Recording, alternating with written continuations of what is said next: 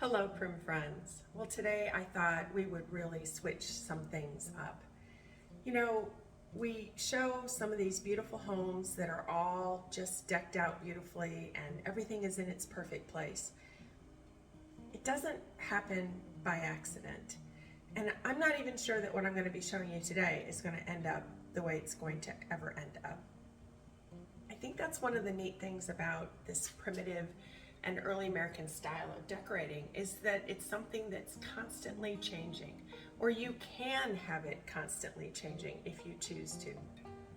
So I have some new pieces of furniture. They were mine many years ago. They have come back home to this new house, the Cape on the Corner, and I'm so happy to have them here. But that really means that a lot of things are going to have to change up in how I had things set. And I think that's one of the things that's so fun about this style of decorating is that you're never really done. It's a process. You're picking up and collecting pieces all the time. So I'm going to show you around a little bit. It's a mess. I'm telling you right now, it is a mess. But hopefully by the end of the video, things will be sort of in their place, and it might not be exactly correct yet. I already know corner here that what we have there isn't what it's going to end up as being, but it's okay for the process for a period of time. So I'm going to switch the camera around and we're going to walk around. I'm going to show you my mess that I have right now, and then we'll kind of do, we'll stage some areas together. Okay, so this piece, it's actually, will end up being one on top of the other, of course. It is an antique piece of furniture that many years ago I had bought at an auction, and my parents gifted me with it being stripped and refinished at David T. Smith's workshops down in the Cincinnati area. And so the cabinet, the open cupboard that I had on that wall, yes, I have things all over. And I'm going to show you. It's sort of the behind the scenes of things getting staged and restaged. So the cabinet that was here on this wall, and I had some pictures and a spice box above, those all need to find a new home. I have my shaker butter beans print, and here's the spice box that has to go somewhere. This cupboard, or this picture, was over that cabinet over there that has the thistle knobs on it. So that cabinet is going to be moving so that this cabinet can go in that spot right there. So then we'll have the height next to the front door. Again, all of these pieces that have to find a new home when the staging happens. Lots of things up here. All of these little wooden treenware pieces that are here were all on the open cabinet that was right here, and I'll show you where that has ended up. And this cupboard, this bucket bench or shelf unit, is right here right now. And this one, oh my goodness, there have been a couple times where I thought maybe I should just put it in the shop, but I just cannot bring myself to do that. I love this. I love this end piece that's on it. When it was on the floor over next to the pantry, I had that filled with hog scraper candlesticks. But I have been looking for something just right to hold my dishes and also be accessorized here. I did not want another built-in cabinet for this corner. I really wanted that to be open with something antique, and I haven't found the perfect thing yet.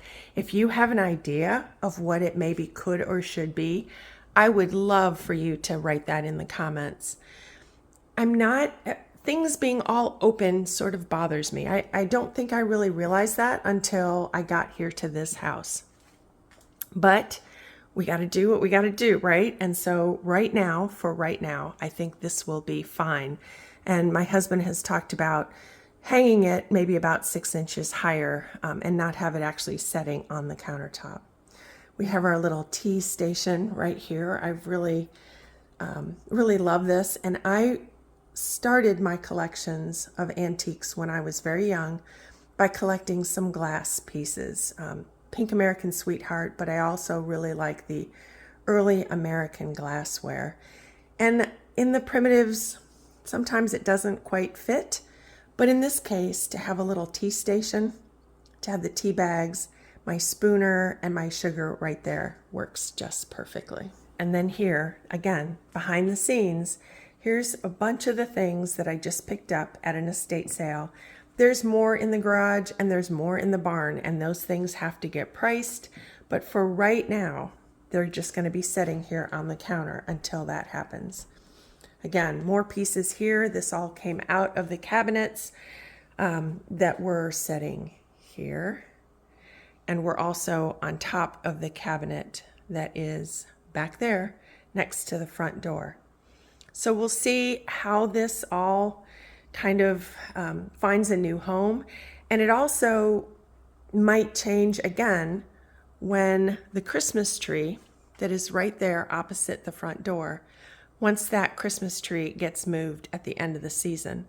But I want this all done before I start bringing out any of the other Christmas stuff. So that's where we're at. Again, it's the behind the scenes look of less than perfect. I really would love to have more homeowners be ready and be willing to have videos done of their home tours. And I understand when people think, oh, mine's just not good enough, or it's just not perfect enough. But we don't want perfect. Perfect is, the designer things that are in some of the magazines, and it's not necessarily real. I like to see real, and that's why I'm showing you today, again, the behind the scenes in getting it to look a bit more polished, a bit more put together, and kind of what happens when you bring in a brand new to you or back new to your home piece of furniture. It kind of creates chaos for a little while. And this is a perfect example of just waiting until you find the right one. For almost, I would say 2.5 years, I had not found what was, to me, the right light fixture for this spot. And so, for 2.5 years, we had the little fixture in the ceiling that you would see like in your basement. It was a light bulb. But until I found the fixture that I was searching for, I was not going to have my husband put anything else up. I was going to wait and find the one I wanted. And I saw the fixture that was almost exactly like this one in Bridgewater Primitives. It was not a new one. It was, and it was not for sale. But when I saw that one, I knew that that was going to be the right fixture for this area of the house. And so I waited and I waited and I waited for 2.5 years until I found that exact light fixture. And today I found a set of the Time Life Country Decorating magazines. I think it's called American Country series. And lo and behold, this light fixture is on the cover in one of those books.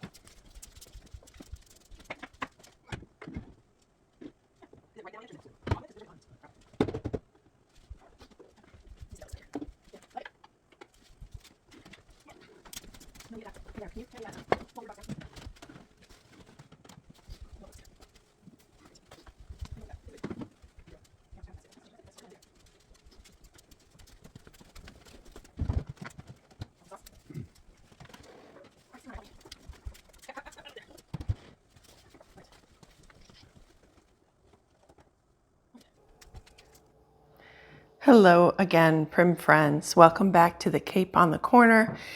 Well, best laid plans. The lighting just got too dark here last night, and the video would have been really long, sort of watching me put things, move things, take things down, and put things back up again. So we'll just sort of walk around and see how things ended up. This little box is so wonderful to decorate. Once it's done, and you can move it lock, stock, and barrel from one spot to the other. So I'm really happy with how this moved from the area over here to this area over here. And the reason why I didn't just put the tall cupboard right here, because this spot would have been left open when we moved the shelf unit, was I really didn't want two cabinets almost the same height side by side, and we didn't have anything really, I don't want to say dramatic, because I'm not saying that that cabinet is necessarily dramatic, but we didn't have anything that was a real focal point back here on this wall. I have this, again, it was mine at one time, it's back home again. This mustard colored cabinet would be flipped over, but I think my kitties are play fighting. This cabinet really is more, in my humble opinion, and please tell me if you think differently, but it feels like it's more designed for a powder room or something like that, where the towels could be hung underneath. So for now, it's upside down, but for now it's sitting right here before, again, while I'm deciding. And this cabinet, I used so many of Tina, who has the red salt box, her design elements to place again and again how I wanted these crocks to look here. So we start in the center for balance and then move down on the sides to just sort of give them the height, balance, and symmetry that she just does beautifully in her home. Now in the center up at the top, Tina, if this gives you chills, I'm sorry, but up on top right now, I only actually have 4 that are ovoid. And so they go from the smallest to the largest. And I broke that line up with the large redware plate in the center, and then with that hand-carved soldier in the middle. If you know who the artisan is who made that, I would love to know, but I bought it in an estate sale, and they did not know who the artisan was on that one. So if you know, I would just love to hear. Now we had another little design question, or I don't want to say disaster, or element here that we had to sort of play with. And that was the fact that I had added this type of a light fixture next to our front door. And so now that meant that the cabinet had to be off center on that wall. Well, I took the little chair that's over there and I put it next to the door, but it just didn't have enough. It just was too light right there.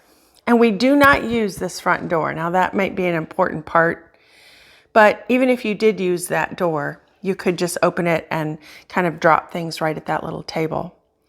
But again, I'm not dressed, the house isn't dressed yet for Christmas.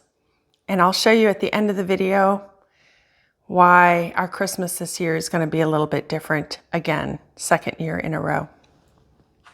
These I was gifted from Tina, and I absolutely love that little bundle right there on the table. The table was from Marge Stauffer. So yeah, it's not perfect. This I picked up in Springfield at the flea market. It does not have the lid, but I'm happy with it. Doesn't have to. The little imperfect, perfect old wire heart here from these old heart mats here. And then we'll go on over this way. I'll show you the other element in the kitchen that something's changed up. I don't have the cupboard closed most of the time. 9 times out of 10, the TV is on. But I've mentioned several times about how when I find old tinsel, here's a little jar. There's little bits and bobs of old tinsel and old feather tree garlands, and that finds its way right in there. The table, now I've moved chairs around again.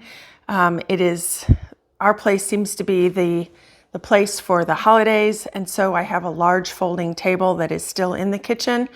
I'm just gonna leave it between now and Christmas. As I'm staging things or getting price tags on things, it just lends itself to having a really large table in the kitchen. And so for right now, I get this lovely 12 feet, I think, long of table. And then right here is this neat little round table that was at Lori Schultz estate sale. And I think it was in one of the magazines. So that now the table and chairs are back together again. I had those chairs here at this table that is actually a hutch table. And above is this wonderful chandelier that I finally found exactly the style and design that I was looking for. I don't always know exactly what I want until I see it somewhere. And thankfully I saw that design, that element at Bridgewater Primitives. And when I saw that one, I knew that was going to be the type of chandelier. Now the question was then I had to find it because it's not, as far as I know, it's not newly made anywhere. So I had to find a vintage one. And then this little shelf unit that had to move, that really started the whole process of moving things. I really am starting to like it more and more here in the corner. And we put the spice box that was over this little cupboard next to the pantry, put that over here in the corner. I have the apple peeler, the lovely shaker, little bucket there that was gifted to me from a very dear antiquer friend. I'm so thankful to have it. And another antique friend that gifted me also that lovely shaker. It's actually a bottle filler, and I had to kind of walk around here to find a spot that clamp would actually fit on. And then when I realized, oh my goodness, this is the perfect spot right here in the corner. It just fits perfectly there. So it gives it a nice balance. And then I love those tin teapots up on top. So again, you can see from the very beginning of this video, we had a long way to go to kind of get things put right. My husband did attach my bread and pastries sign and the sour cherries. Sour cherries came from a antique show somewhere. I'm trying to remember where I found that one. That might have actually come from Springfield this year, now that I think about it. But the bread and pastries sign is from Sawdust and Stitches down in the Dayton area. And again, things had to move around. So the other farm seed catalog cover, that artwork, one piece was behind me. That was a gift from a dear friend. And the other I had found to kind of put it all together. And so that just sort of fit now right here. The candy making pieces and then all the cookie cutters. Lots of these are from Tina. I'm so blessed to call her my friend. And so these pieces are all here along with those shortbread cookie press pieces, also from Tina and the gingerbread man. So that bowl is just so happy, filled with all of those wonderful things. And right here, this part of our cupboard is one of those pull-out mixer pieces right there. So this is my baking area, and just kind of fun to have these things here. We had a sour cherry tree in our home when I was a child and growing up, and so many sour cherry pies were made that when I saw that particular sign with sour cherries on it, I knew that had to come home to me. So we're gonna go this way here a little bit.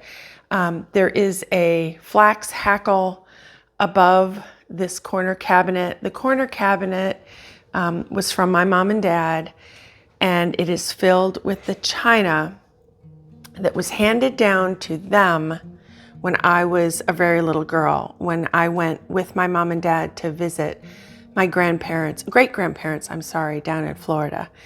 And so I've added the picture of my great-grandfather here to this cupboard to just tie it together so that when I walk by and when I think about it, I realize that these pieces, they have a story, they have a family, they have a history. And here are my great-grandfather and his second wife, the only person that we ever knew as his wife, here in the cupboard as well.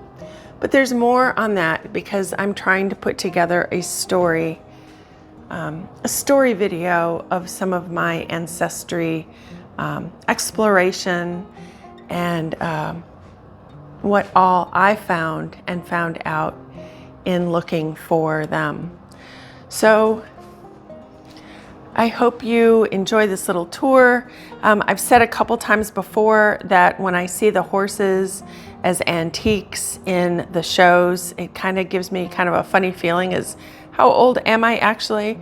Because this was one that was purchased brand new for me in Berlin, Germany, when I was just, goodness, maybe 9 months old. So, you know, they're old. There are many that are much older, of course, than that one. That cow painting behind, that came from an estate sale, and I absolutely love it. The little, what are they called? The combs, the shaker combs, lots of the little calico covered books here, along with a few of the leather bound books. The little Sunmund, that's part of my childhood memories. A little story that would come on television every evening in Germany too. It was time for the children to go to bed. And then this piece is punch needled by Joe from The Woolly Horse. So yeah, I hope you enjoy this little tour here at the Cape on the corner. And we'll do another one when I get things decorated for Christmas. But I will show you at the end of this video why it's going to be a little bit less than it has been in years past. Take care, everyone. Hold on for that last little bit of video. I think it might make you chuckle a little. Take care.